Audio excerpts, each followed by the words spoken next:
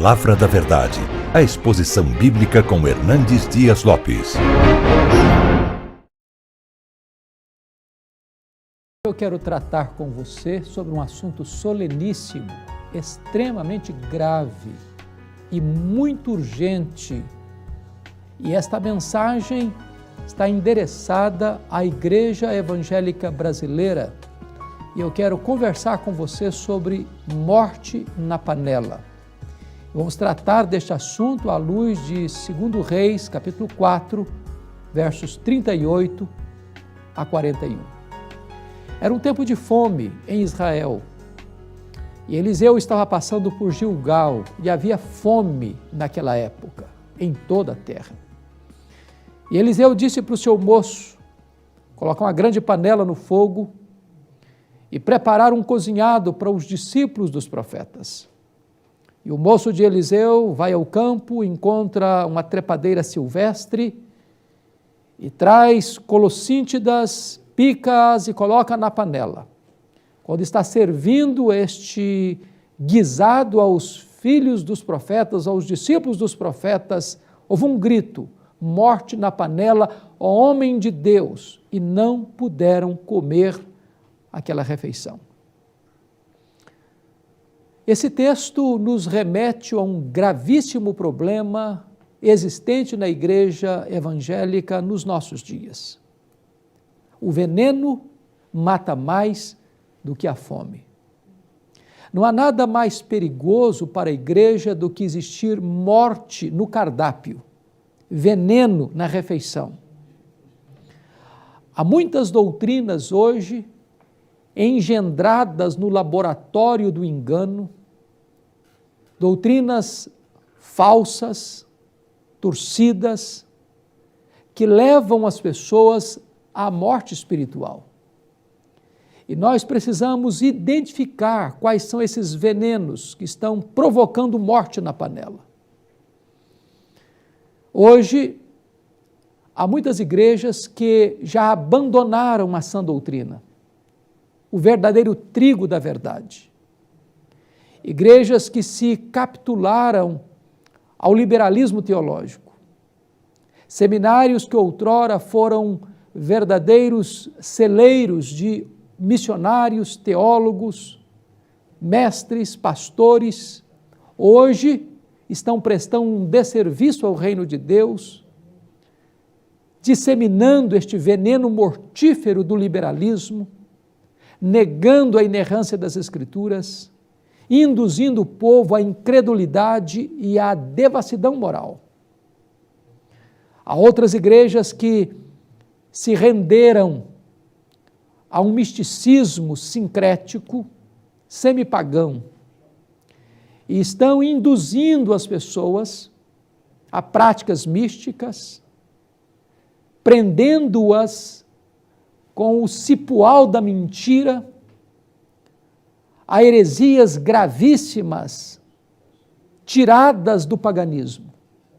E as pessoas entram para a igreja, mas não são livres, não recebem o alimento verdadeiro, estão comendo veneno e estão partindo para uma vida de escravidão e de morte. O veneno pode ser identificado da seguinte maneira: muitas pessoas acham que a sinceridade religiosa é suficiente, ou a boa intenção de quem ensina é suficiente.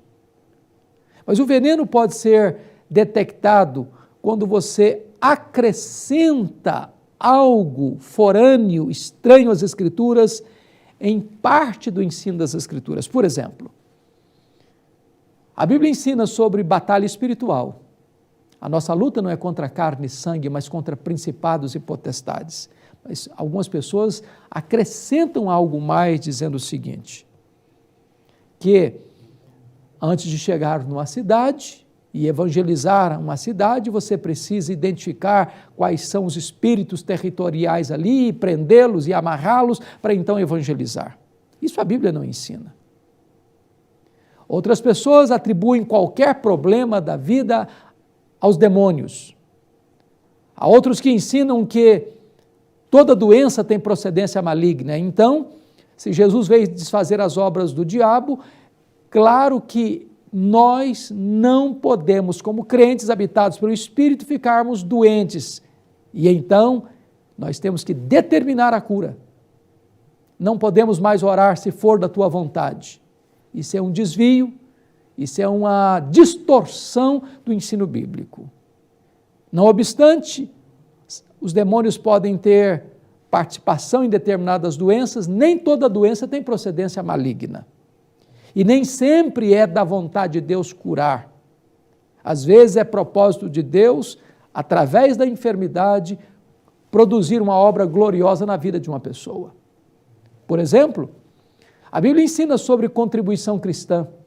A Bíblia ensina sobre a fidelidade nos dízimos, nas ofertas. Mas hoje muitas igrejas distorcem essas questões e fazem da igreja uma empresa particular. Transformam o culto numa forma sutil de arrancar dinheiro das pessoas. E multiplicam igrejas não com o propósito de levar o evangelho, de anunciar a graça, mas apenas de obter lucros. Transformam o púlpito num balcão, transformam o evangelho num produto, transformam a igreja numa empresa, transformam o templo numa praça de negócios, e o objetivo final é o lucro, morte na panela. É importante dizer que as pessoas que se alimentam de alimento contaminado, elas se enfraquecem, elas adoecem, elas morrem. Nós precisamos identificar em tempo oportuno a morte na panela.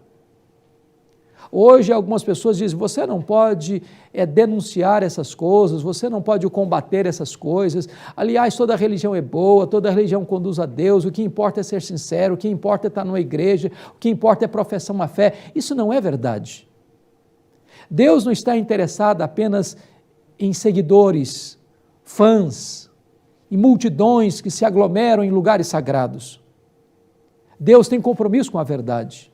O Evangelho é a verdade. Deus quer discípulos. Deus quer gente que o conheça e que siga com fidelidade a sua palavra. Portanto, se nós não denunciarmos o erro, se nós não denunciarmos os falsos profetas, com as suas terríveis e perniciosas heresias, nós estamos contribuindo para que as pessoas se alimentem com veneno, e o veneno mata mais do que a fome. Qual é a saída para este problema da morte na panela? Diz o texto que Eliseu, imediatamente, quando recebe o recado de que havia morte na panela, ele pede o trigo e acrescenta a farinha, o trigo naquela panela, e o veneno retirado da panela, e aquele alimento se torna nutritivo e saudável para as pessoas. Como é que você combate a heresia na igreja? Como é que você combate essa avalanche de liberalismo, de sincretismo religioso, de teologia da prosperidade, de milagres muitas vezes propagandeados e proclamados inexistentes? Como é que você resolve esse problema? É fazendo do púlpito uma bandeira de levar o evangelho da graça. É transformando o púlpito numa agência do reino para a proclamação genuína e verdadeira do evangelho. A igreja brasileira precisa voltar-se às Escrituras. Precisamos de uma nova reforma. Precisamos voltar à doutrina dos apóstolos. Precisamos pregar com fidelidade, com zelo e no poder do Espírito Santo a palavra de Deus, só a palavra de Deus, toda a palavra de Deus. Eu quero orar por você. Deus tem uma mensagem para o seu coração. Deus abençoa aqueles que nos assistem e aplica esta palavra ao coração de todos aqueles que nos ouvem, em nome do Senhor Jesus. Amém.